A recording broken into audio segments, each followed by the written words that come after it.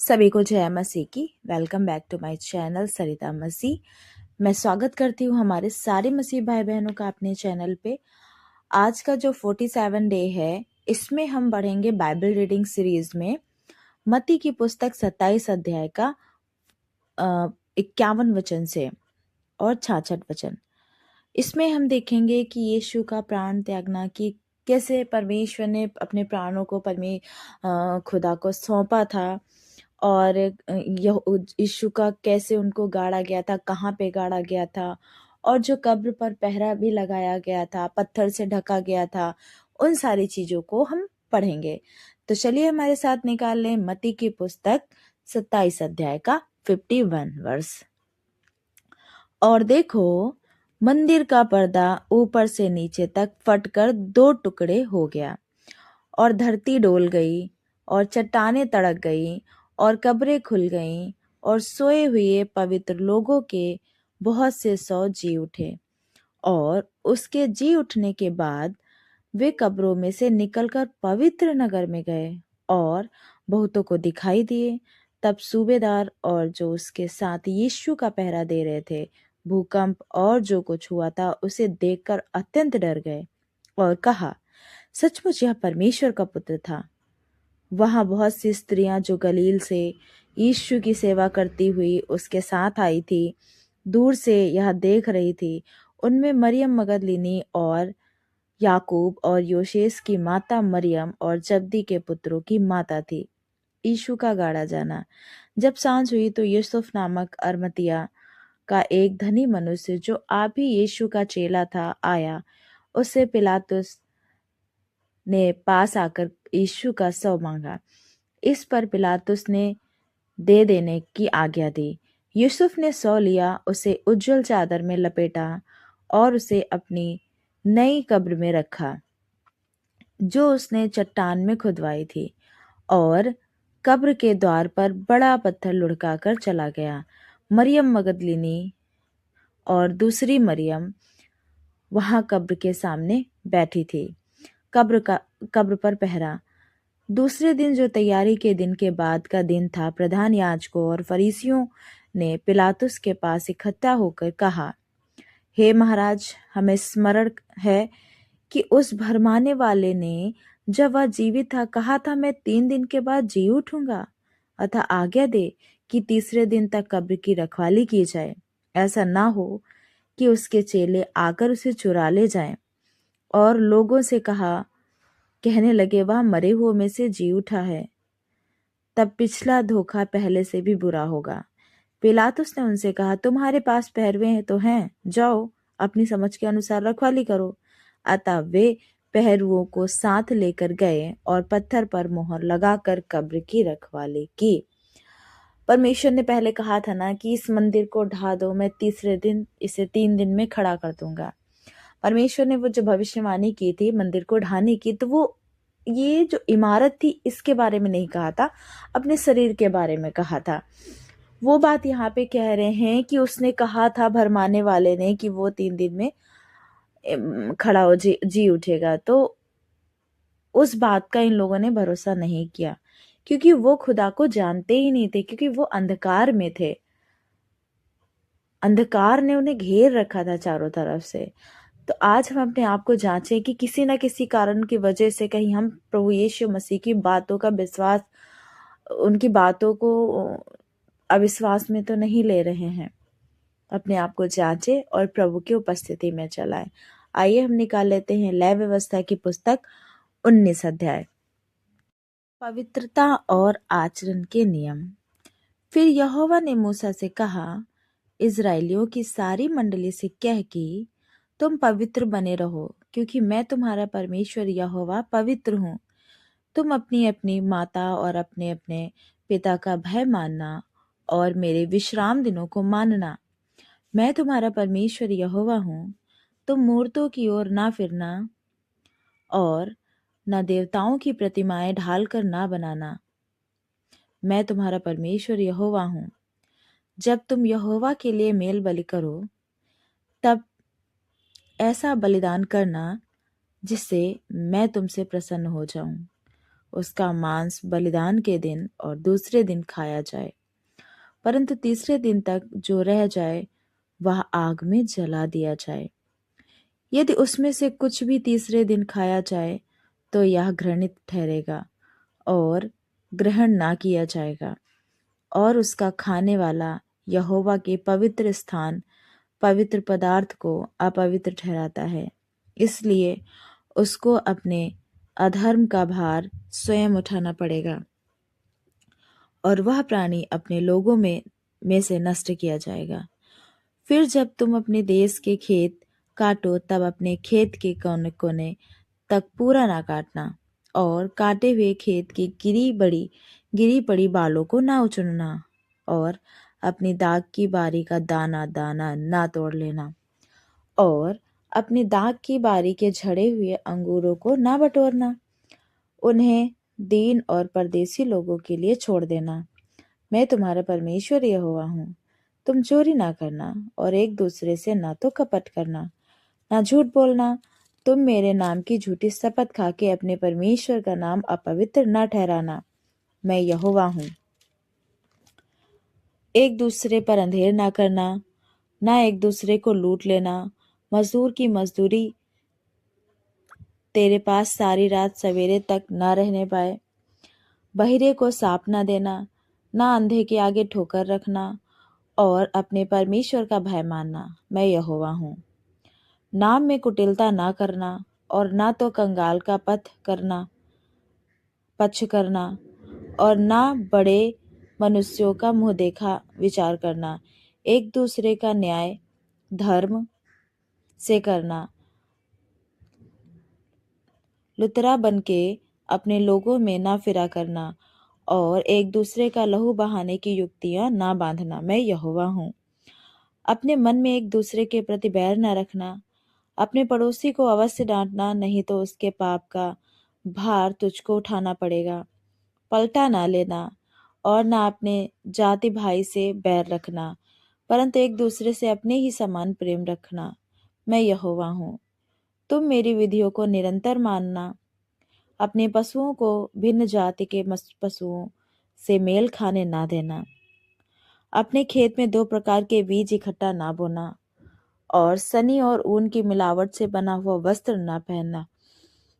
फिर कोई स्त्री दासी हो और उसकी मंगनी किसी पुरुष से हुई हो, परंतु वह ना तो दाम से ना सेत में स्वाधीन की गई हो, उससे यदि कोई कुकर्म करे तो उन दोनों को दंड तो मिले, पर उस स्त्री के स्वाधीन ना होने के कारण वे दोनों मार ना डाले जाएं।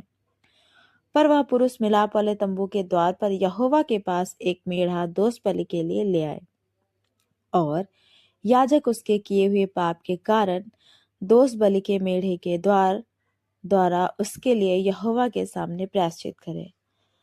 तब उसका किया हुआ पाप क्षमा किया जाएगा। फिर जब तुम कनान देश में पहुंचकर किसी प्रकार के फल के वृक्ष लगाओ, तो उनके फल 3 वर्ष तक तुम्हारे लिए मानो खतना रहित ठहरे। इसलिए उनमें से कुछ ना खाया जाए, और चौथे वर्ष में उनके फल सब यहोवा की स्तुति करने के लिए पवित्र ठहरे। तब 5वें वर्ष में तुम उनके फल खाना, इसलिए कि उनसे तुमको बहुत फल मिले। मैं तुम्हारा परमेश्वर यहोवा हूँ। तुम लहू लगा हुआ कुछ मांस ना खाना, ना टोना करना, और ना शुभ या अशुभ मुहूर्तों को मानना। अपने सिर में घेरा रखकर ना मुड़ाना, ना अपने गाल के बालों को मुड़ाना। मुर्दों के कारण अपने शरीर को बिल्कुल ना चीरना, और ना उसमें छाप लगाना। मैं यहोवा हूँ। अपनी बेटियों को वेश्या बनाकर अपवित्र ना करना। ऐसा ना हो कि देश वेश्यागमन के कारण महापाप से भर जाए। मेरे विश्राम दिन को माना करना, और मेरे पवित्र स्थान का भय निरंतर मानना। मैं यहोवा हूँ। ओझाओं और भूत साधने वालों की ओर ना फिरना, और ऐसों की खोज करके उनके कारण अशुद्ध ना हो जाना। मैं तुम्हारा परमेश्वर यहोवा हूँ। पके बाल वाले के सामने उठ खड़े होना, और बूढ़े का आदर मान करना, और अपने परमेश्वर का भय निरंतर मानना। मैं यहोवा हूँ। यदि कोई परदेशी तुम्हारे देश में तुम्हारे संग रहे तो उसका दुख ना देना। जो परदेशी तुम्हारे संग रहे वह तुम्हारे लिए देसी के समान हो, और उसमें अपने ही समान प्रेम रखना, क्योंकि तुम भी मिस्र देश में परदेशी थे। मैं तुम्हारा परमेश्वर यहोवा हूँ। तुम न्याय में और परिणाम में और तौल में और नाप में कुटिलता ना करना। सच्चा तराजू धर्म के बटखरे, सच्चा एपा और धर्म का हीन तुम्हारे पास रहे। मैं तुम्हारा वह परमेश्वर यहोवा हूँ जो तुमको मिस्र से निकाल ले आया। इसलिए तुम मेरी सब विधियों और सब नियमों को मानते हुए निरंतर पालन करो। मैं यहोवा हूँ। आज्ञा उल्लंघन का दंड। फिर यहोवा ने मूसा से कहा, इज़राइलियों से कह कि इज़राइलियों में से या इज़राइलियों के बीच रहने वाले परदेशियों में से कोई क्यों ना हो जो अपनी कोई संतान मोलेक को बलिदान करे, वह निश्चय मार डाला जाए और जनता उस पर पथराव करे। मैं भी उस मनुष्य के विरुद्ध होकर उसको उसके लोगों में से इस कारण नष्ट करूंगा कि उसने अपनी संतान मोलेक को देकर मेरे पवित्र स्थान को अशुद्ध किया और मेरे पवित्र नाम को अपवित्र ठहराया। और यदि कोई अपनी संतान मोलेक को बलिदान करे और जनता उसके विषय में आनाकानी करे और उसको मार न डाले, तब तो मैं स्वयं उस मनुष्य और उसके घराने के विरुद्ध होकर उसको और जितने उसके पीछे होकर मोलेक के साथ व्यभिचार करें, उन सबों को भी उनके लोगों के बीच में नष्ट करूंगा। फिर जो प्राणी ओझाओं या भूत साधना वाले की ओर फिर के और उनके पीछे होकर व्यभिचारी करे, तो मैं उस प्राणी के विरुद्ध होकर उसको उसके लोगों के बीच से नष्ट कर दूंगा।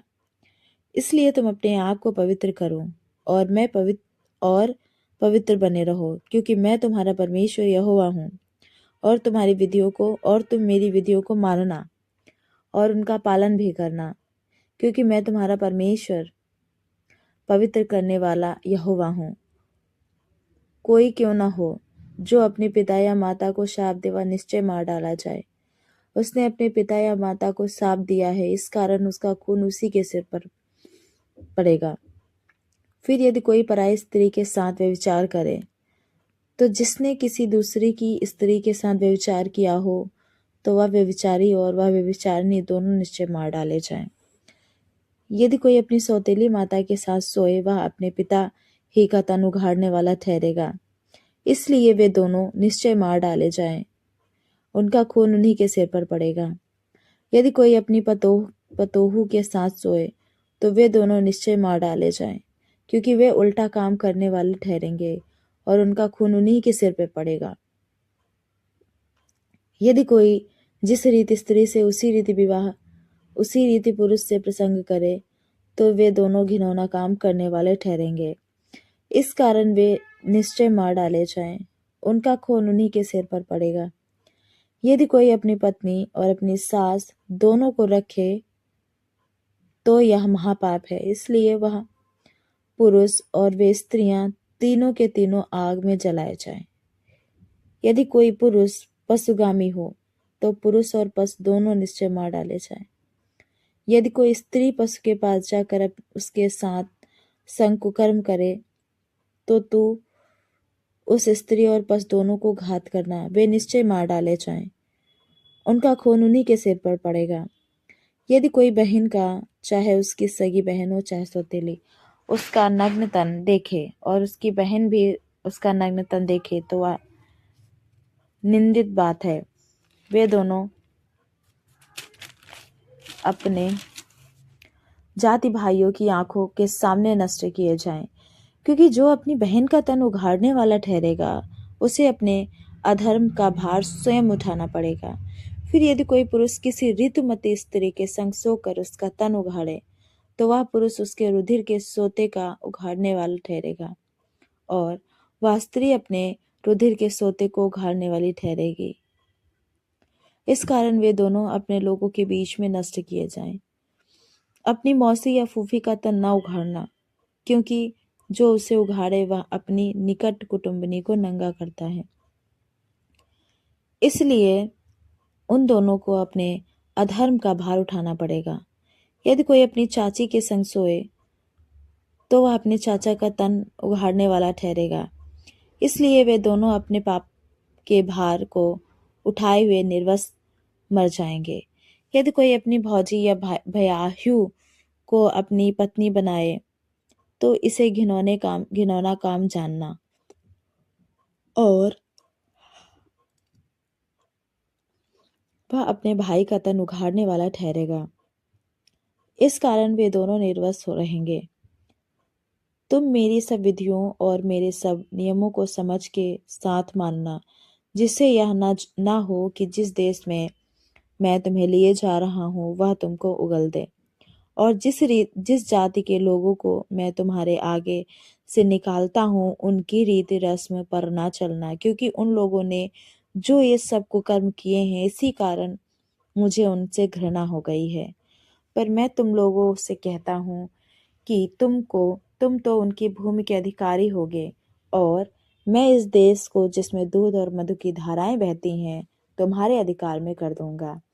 मैं तुम्हारा परमेश्वर यहोवा हूँ, जिसने तुमको मनुष्य अन्य देशों के लोगों से अलग किया, और इस कारण तुम शुद्ध और अशुद्ध पशुओं में और शुद्ध और अशुद्ध पक्षियों में भेद करना। कोई पशु या पक्षी या किसी प्रकार का भूमि पर रेंगने वाला जीव जंतु क्यों न हो, जिसको मैंने तुम्हारे लिए अशुद्ध ठहरा कर वर्जित किया है, उससे अपने आप को अशुद्ध ना करना। तुम मेरे लिए पवित्र बने रहना, क्योंकि मैं यहोवा स्वयं पवित्र हूँ। और मैंने तुमको और देशों के लोगों से इसलिए अलग किया है कि तुम निरंतर मेरे ही बने रहो। यदि कोई पुरुष या स्त्री ओझाई अथवा भूत की साधना करे तो वह निश्चय मार डाला जाए। ऐसों पर पथराव किया जाए, उनका खून उन्हीं के सिर पर हो। प्रभु का धन्यवाद हो आज के इस दिन के लिए, जो परमेश्वर ने आज की जो रीडिंग थी बाइबल से, मत्ती की पुस्तक और लय व्यवस्था से थी। मत्ती की पुस्तक में हमने देखा कि यीशु को गाड़ा जाना और कैसे उसके कब्र पे पहरा दिया गया था ना, इन सारी चीज़ों को देखा। और लय व्यवस्था की पुस्तक में हमने जो देखा 19 और 20 अध्याय में, वो था कि पवित्रता और आचरण के नियम, हम कैसे अपने जीवन को पवित्र करते रहें, और एक बेसिक मैनर्स जो होते हैं ना, उन सारी चीज़ों को हम कैसे रखें। उसके बाद 20 में था हमारा आज्ञा उल्लंघन का दंड। इसमें था कि हमें इन सारी चीज़ों से हमें पवित्र रहना है। और उसमें दूसरे वाले 20 अध्याय में था कि अगर इन सारे जो परमेश्वर ने जो कामों को करने के लिए मना किया, जिससे हमें पवित्र रहना है, उन कामों को अगर करते हो तो उसके लिए आपको दंड दिया जाएगा। और क्या क्या दंड होंगे, उन सारी चीज़ों को हमने पढ़ा। सो आज की रीडिंग में इतना ही। परमेश्वर का धन्यवाद हो आज के लिए, और परमेश्वर के वचन के द्वारा पढ़े और सृजन पर आशीष हो। कल मिलते हैं 48 डे में, 48 दिन में। कल की हम देखते हैं कि कल परमेश्वर हम सभी से क्या क्या बात करता है और क्या वचन देता है। सो परमेश्वर का धन्यवाद हो, आप सभी को बहुत आशीष दे। परमेश्वर का वचन सभी को जय मसीह की।